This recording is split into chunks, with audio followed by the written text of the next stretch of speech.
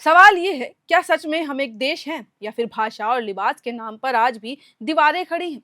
हाल ही में दिल्ली में केरल से आए दो छात्रों के साथ जो हुआ, उसने सुप्रीम कोर्ट को भी पूछने पर मजबूर कर दिया। हम एक देश हैं, लेकिन क्या व्यवहार में भी हम ऐसा मानते हैं, ऐसा सोचते हैं? दरअसल ये मामला दिल्ली यूनिवर्सिटी के जाकिर हुसैन कॉलेज का है। यहाँ पढ़ने आए दो छात्र दोनों ही केरल से हैं। दोनों ने अपने पारंपरिक लिबास यानी कि लुंगी या मुंडू जो थी उस वक्त पहनी हुई थी, और शायद यही उनकी सबसे बड़ी गलती बन गई।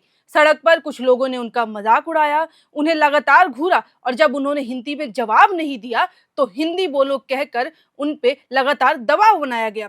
आरोप ये भी है कि पास खड़े कुछ पुलिस कर्मियों ने ना तो इसमें इंटरवीन किया और ना ही स्थिति को संभालने की जरा सी भी कोई कोशिश की। और जब छात्रों ने विरोध किया तो उनके साथ धक्का मुक्की तक की नौबत आ गई और उन्हें तंग किया गया। ये खबर अखबारों और सोशल मीडिया के जरिए सबके सामने आई, और जब सुप्रीम कोर्ट तक पहुंची तो कोर्ट ने इसे बेहद गंभीरता से लिया। जस्टिस संजय कुमार और जस्टिस आलोक आराधे की बेंच ने साफ शब्दों में इस मामले में ये कह दिया कि हम एक देश हैं। ये अस्वीकार्य है कि किसी व्यक्ति को उसकी भाषा, संस्कृति या लिबास की वजह से अपमानित किया जाए या फिर तंग किया जाए। कोर्ट ने कहा कि यह घटना भारत की आत्मा पर भी कई ज्यादा सवाल उठाती है। उन्होंने ये भी कहा कि अगर किसी को सिर्फ इसीलिए निशाना बनाया जाता है क्योंकि वो दक्षिण भारत से है या हिंदी नहीं बोल पाता है, तो ये संवैधानिक समानता के बिल्कुल ही खिलाफ है। इसके बाद आपको बता दूं कि कोर्ट ने केंद्र सरकार से सख्त सवाल पूछे कि आखिर ऐसे मामलों को रोकने के लिए क्या कदम उठाए जा रहे हैं या फिर क्या कदम उठाए गए हैं। दरअसल ये मुद्दा नया नहीं है। साल 2015 में एक याचिका दाखिल की गई थी, जिसमें पूर्वोत्तर और दक्षिण भारत के छात्रों के साथ भेदभाव रोकने के लिए दिशा निर्देश मांगे गए थे। उस समय केंद्र सरकार ने कहा था कि एक मॉनिटरिंग कमेटी बनाई गई है जो ऐसे मामलों पर नजर रखेगी और पता लगाएगी कहीं ऐसा हो रहा है या नहीं। लेकिन सुप्रीम कोर्ट को यह जानकर हैरानी हुई कि 9 साल में उस कमेटी की सिर्फ 14 बैठकें हुई। कोर्ट ने पूछा, क्या ये दिखाता नहीं है कि सरकार इस मामले को गंभीरता से नहीं ले रही है? कोर्ट ने सरकार को निर्देश दिया कि वे कमेटी की पूरी रिपोर्ट, मीटिंग रिकॉर्ड और अब तक की कार्रवाई का ब्यौरा फाइल करे। अगले सत्र में इस पर फिर से सुनवाई होगी। लेकिन असली सवाल ये है कि क्या इस सुनवाई से समाज में कुछ बदलेगा, कुछ अलग नजर आएगा? क्योंकि ये सिर्फ एक घटना तो है नहीं, ये एक आईना है जो दिखा रहा है कि हम विविधता में एकता कहने वाले देश में भी किस तरीके से एक दूसरे की पहचान से असहज होते जा रहे हैं।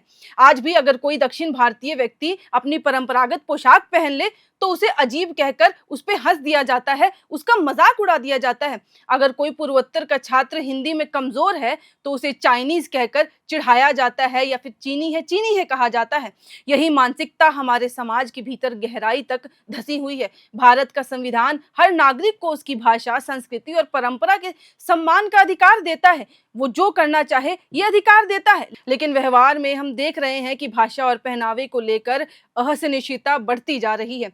जब कोई कहता है हिंदी बोलो तो ये एक सामान्य सलाह नहीं बल्कि एक थोपने की कोशिश बन जाती है और दबाव डालने की कोशिश की जाती है। और ये बात सिर्फ दिल्ली या उत्तर भारत की नहीं है। कई बार दक्षिण भारत में भी हिंदी बोलने वालों को लेकर ताने सुनने को मिलते हैं। यानी भेदभाव दोनों तरफ है, और ये बताता है कि हमें अभी बहुत ज्यादा लंबा रास्ता तय करना है इस मामले में कि कौन क्या बोलना चाहता है। सुप्रीम कोर्ट का ये बयान दरअसल सिर्फ एक कोर्ट ऑब्जेक्शन नहीं था, ये एक सामाजिक संदेश भी था। देश तभी एक रहेगा जब विविधता को सम्मान मिलेगा, एक दूसरे को सम्मान दिया जाएगा। ये लुंगी का मजाक उड़ाने का मामला नहीं है, ये उस सोच पर चोट है जो मानती है कि जो हमारे जैसा नहीं वो अलग है। और यही सोच धीरे धीरे नफरत में बदलती जा रही है और लोगों के मन में एक दूसरे के लिए नफरत पैदा होती जा रही है। अब जरा सोचिए, केरल का एक छात्र दिल्ली पढ़ने आता है, देश की राजधानी में, जहां उसे खुलेपन और समानता का माहौल मिलना चाहिए। लेकिन अगर वहीं उसकी भाषा, उसके पहनावे को लेकर उसे शर्मिंदा किया जाए तो वो इस देश के किस हिस्से को अपना कहेगा, किस हिस्से को दिल से अपना पाएगा? सुप्रीम कोर्ट ने ठीक ही कहा, हम एक देश हैं, लेकिन ये एक वाक्य नहीं, ये एक जिम्मेदारी है और लोगों को इसको सच में दिल से अपनाना भी चाहिए। इस घटना ने एक और अहम सवाल उठाया है कि क्या हमारे शैक्षणिक संस्थान और शहरों में दूसरे राज्यों से आने वाले छात्रों के लिए वाकई सुरक्षित माहौल है? वो सुरक्षित महसूस कर पा रहे हैं?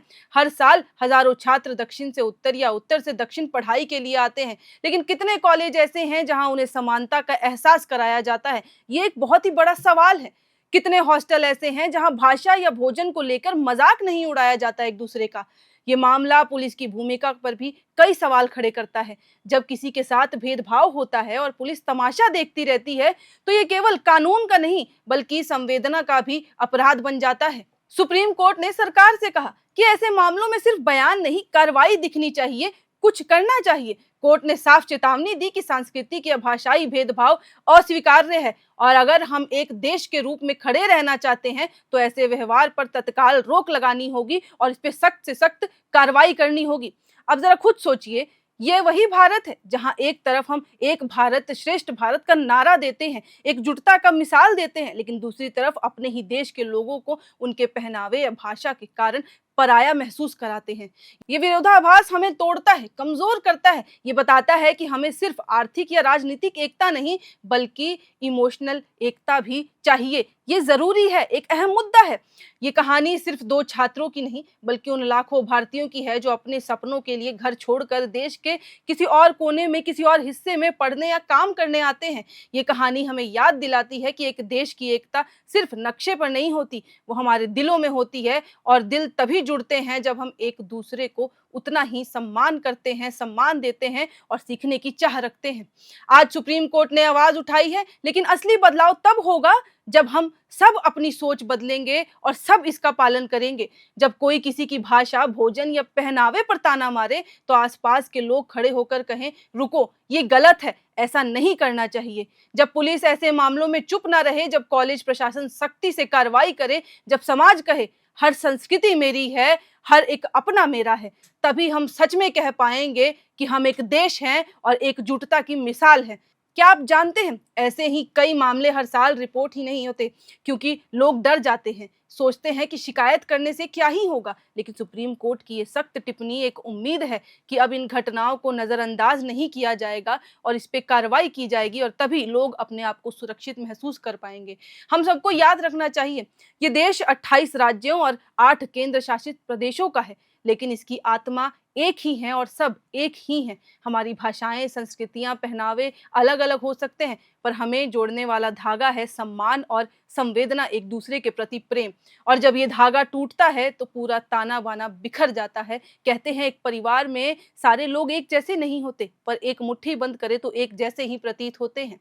तो आइए, ये सिर्फ कोर्ट का आदेश नहीं बल्कि एक सामाजिक संदेश बने कि किसी की लुंगी, किसी की भाषा, किसी की बोली, किसी की संस्कृति मजाक नहीं बल्कि एक गर्व की बात है और उसको उतना ही सम्मान देना चाहिए जितना हम अपनी संस्कृति को देते हैं। हम सच में एक देश हैं, बस अब इसे जीने का वक्त आ गया है और इसे कबूलने का, दिल से कबूलने का वक्त आ गया है। तो ये जानकारी, ये वीडियो आपको कैसी लगी हमें कमेंट बॉक्स में लिख के ज़रूर बताइएगा। और जो छात्रों के साथ हुआ कितना गलत था, या इसकी जगह पे पुलिस क्या कर सकती थी कि उन छात्रों को ऐसा महसूस ना हो, या उन लोगों को क्या करना चाहिए था जो उन्होंने उसका विपरीत किया, ये सब हमें कमेंट बॉक्स में लिख के अपनी राय बताएं। और ये वीडियो अगर अच्छी लगी हो तो इसको लाइक करें, जितना शेयर कर सकते हैं उतना शेयर करें ताकि हर किसी के पास ये वीडियो पहुंच सके और वो इसके प्रति अपनी संवेदना जताएं और साथ ही साथ इस पे और काम करें और सबको अपना माने। और अगर आपने एयर नाउ को सब्सक्राइब नहीं किया है तो सब्सक्राइब करें और ऐसी और वीडियोस के लिए देखते रहें एयर नाउ।